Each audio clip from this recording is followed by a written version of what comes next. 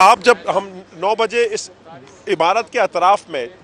اگر ہم اگبی حصے پر اس وقت موجود ہیں، وہ گرے ہوئے ہیں اگبی حصہ. جو ہم اگر بات کریں جو اس کا سامنے کا فرنٹ کا حصہ تھا وہ دوپہر میں 3 بجے جب ہم ٹرانسمیشن کر رہے تھے اس وقت گر گیا تھا. ابھی دکانیں دیکھی گئی تھیں، کیا صورتحال آپ نے دکانوں کی دیکھی تھی؟ جو نیچے کی دکانیں ہیں جو فرنٹ کی ان کی حالت تو پھر بھی بہتر ہے. اندر کی دکانیں بالکل جل کر خاکستر ہو چکی ہیں اور جو عمارت ہے وہ کسی ٹائم پر بھی عمارت جو ہے وہ گر جائے گی. اگر عمارت یہ بائیں جانے سے گرتی ہے تو یہ اس گلی میں جو راہداری کے طور پہ امی جنہ کے لیے استعمال ہوتی تھی اس طرف گرتی ہے، اور اگر اس طرف سے گرتی ہے تو وہ رمپا پلازا کی طرف ہی اس کا جھکاؤ ہوگا اور اس کا ملبہ جو ہے نیچے آئے گا. جیسے عقب سے دیکھیں ملبہ نیچے کی جانب اس کا آیا ہے. اور اس وقت جو فائر بریگیڈ جو ہمارے ذرائع ہیں جو اندر فائر فائٹر وہ بھی یہ کہہ رہے ہیں کہ اب یہ عمارت گرے گی تو یہ آگ جو ہے مکمل طور پر بجھ سکے گی. لیکن اب جو ہے انہوں نے راستہ بنا کے جو آگ ابھی بھی لگی ہوئی ہے وہ دوسری منزل پر ہے. اب یہ راستہ بنا کے صرف نیچے کی منزل پر دیکھنا چاہتے ہیں کہ آیا کوئی شخص پھنسا ہوا زندہ یا کسی بھی حالت میں جو ہے وہ مل سکے اور اس کو جو ہے باہر نکالا جا سکے. فیصل ایدھی یہاں پر آئے تھے، ہماری جب ان سے بات ہوئی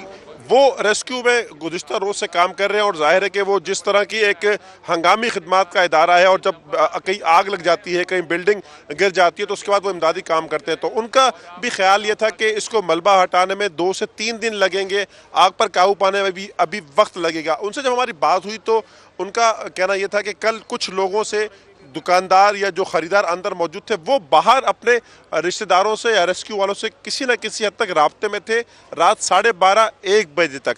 10 سوا 10 بجے یہ آگ لگنے کا بتایا جا رہا ہے. تقریباً 2 سے 3 گھنٹے تک تو ان کا رابطہ رہا تھا. اگر اس دوران آگ پر قابو پا لیا جاتا تو ہو سکتا ہے کہ جو خدشہ ظاہر کیا جا رہا ہے کہ 60 افراد جو تاحال لاپتہ ہیں اور جن کی زندگیوں کے حوالے سے اب مایوسی پھیلتی جا رہی ہے انہیں بچایا جا سکتا تھا. مرتضی وہاب صاحب میئر کراچی جب یہاں پر پہنچے اور ان سے سوال کیا گیا کہ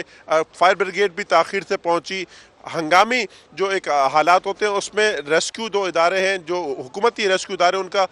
رد عمل بڑا سست ہوتا ہے، تو ان کا کہنا یہ تھا کہ ابھی پہلی ترجیح یہ ہے کہ جو 60 لوگ لاپتہ ہیں انہیں کسی طرح بچا لیا جائے. ایک امید ہے کہ شاید وہ زندہ ہوں اور اگر وہ زندہ نہیں ہے تو کم از کم ان کی جو لاشیں ہیں اس کو نکالا جائے. نوید، ابھی پہلے بھی ہم دیکھتے ہیں کہ اس طرح کے واقعات، آپ آر جے شاپنگ مال کی آپ مثال دے رہے تھے اور عامر الیکٹرانکس کی بھی ہم کوئی بات کر رہے تھے، وہاں پر بھی آگ لگی تھی. ایسا کیوں ہوتا ہے کہ آگ پر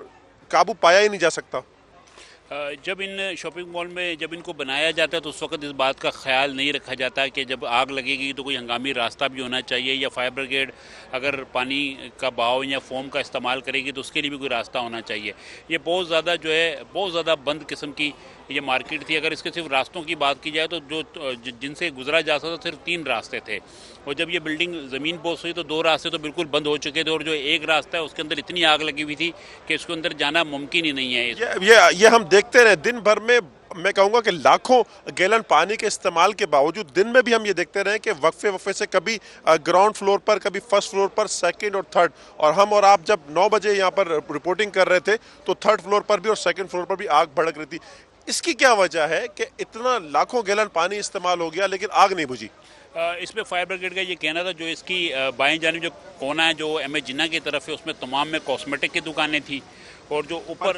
پرفیوم کاسمیٹکس اور تمام اس میں کیمیکل ہی ہوتا ہے اور یہ تمام آتش گیر مادہ ہوتا ہے یہ. اور جو اس طرف ہے اس میں جو ہے کپڑے کی دکانیں تھیں کیونکہ رمضان المبارک آ رہا تھا اور رمضان سے پہلے جو دکاندار ہوتے ہیں یہ اپنی خریداری کرتے ہیں اور رمضان میں اور عید پر جو ہے ان کا یہ ٹارگٹ ہوتا ہے کہ یہ اپنا جو سال بھر کا جو مال ہے اس کو بیچیں اور یہ بڑے اہم ان کے لیے مہینے ہوتے ہیں جس کی وجہ سے سٹاک زیادہ تھا. اور جو آگ جو کاسمیٹک میں لگی اس نے پہلے پھر بعد میں کپڑے کو اپنی لپیٹ میں لی اور کپڑے کے جو ہے نا انبار لگے ہوئے تھے. ان انبار میں جب آگ لگی تو اس نے دیکھتے دیکھتے جو لکڑی اور دیگر جو فرنیچر ہے اس کو بھی اپنی لپیٹ میں لیا اور اس آگ پر جو ہے قابو پانا جو ہے ایک مشکل ٹارگٹ رہا. اور اگر ہم کہیں کہ قابو نہیں پایا جا سکا تو یہ غلط بھی نہیں ہوگا کیونکہ اب تک بھی جو ہے دوسری منزل پہ آگ لگی ہوئی ہے اور اس کے شعلے جو ہے نا اب اس ٹائم پر بھی باہر سے جو ہے دکھائی دے رہے ہیں. اب آپ نے ایک بات کی کہ جو یہ بنائے گئے تھے یہ 80 کی دہائی میں، وزیر اعلیٰ سندھ مراد علی شاہ نے بھی جب یہاں پر دورہ کیا تو ان کا کہنا تھا کہ 80 کی دہائی میں یہ بنایا گیا گل پلازا کراچی کا ایک آئیکن، اور لیکن یہ کہ اس طرح کے حفاظتی انتظامات نہیں تھے. اور ابھی میں یہ خبر آپ کو یہ بھی دوں کہ جب میئر کراچی آئے تھے اور ان سے یہ سوال کیا گیا کہ ہر بار کیوں ہوتا ہے کہ کراچی میں ایک بڑی آگ ہوتی ہے اور وہ اپنا پورا ایک ٹائم پورا کرتی ہے، اپنا ایک سرکل پورا کرتی ہے، جب ہر چیز کو جلا کر راکھ کر دیتی ہے تو اس کے بعد ہی وہ بجھتی ہے.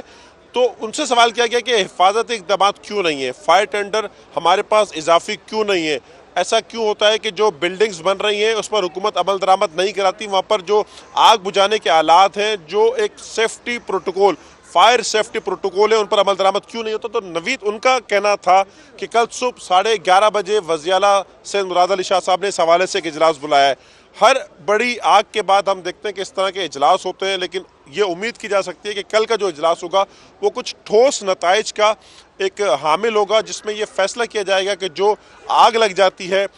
इस तरह के वाक़यात होते हैं, तो उस पर काबू पाने के लिए क्या हिकमत अमली होगी, रेस्क्यू इदारे किस तरह काम करेंगे, कितने फायर टेंडर्स की ज़रूरत होगी और आग पर किस तरह काबू पाएंगे। और अगर हम बात करें कि जो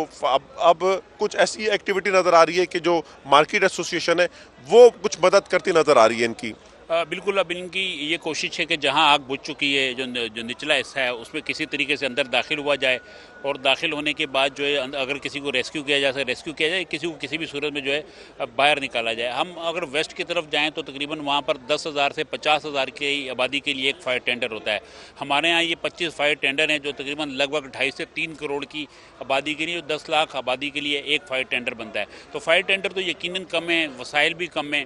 और स्नार्कल्स भी कम है, चीज़ें भी कम है, और इनके पास ऐसी हैवी मशीनरी इंजीनियरिंग की भी नहीं थी कि इसको बिल्डिंग को काट के या तोड़ के अंदर जाया जा सके। इस रेस्क्यू ऑपरेशन की ख़ास बात ये रही कि जितना किया गया बाहर से किया गया है, इसमें 22 घंटे गुजर जाने के बावजूद कोई अंदर दाखिल, अब 24 घंटे हो गए और अंदर गुजर जाने के बावजूद कोई अंदर दाखिल नहीं हो सका और अंदर से किसी एक सिंगल शख्स को रेस्क्यू नहीं किया गया। जितने लोगों को रेस्क्यू किया कल मार्केट वालों ने किया और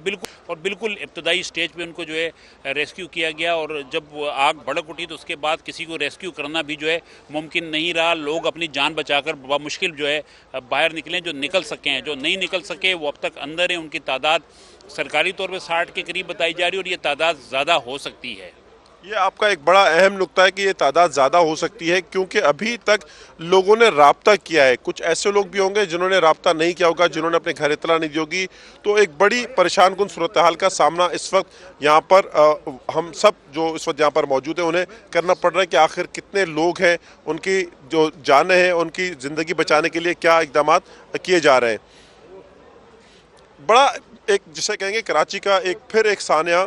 जिसको हम कह सकते हैं कि एक बहुत बड़ा वाक़या। 6 अफराद अगर हम बात करें वो तो अपनी जानों से चले गए, लेकिन अभी भी कुछ ऐसे अफराद मौजूद हैं जिनके बारे से कुछ नहीं कहा जा सकता। अगर हम नुकसानात की बात करें, नवीद हम बात कर रहे थे कि बाहर की दुकानें और 1200 दुकानें हैं, और अभी कुछ ताजिर रहनुमाओं से हमारी बात हो रही थी। यहाँ पर आपको रोकते हैं, नवीद से भी बात करेंगे, लेकिन मेयर कराची मुर्तजा वहाब 22 से 23 घंटे के बाद वहां पर पहुंचे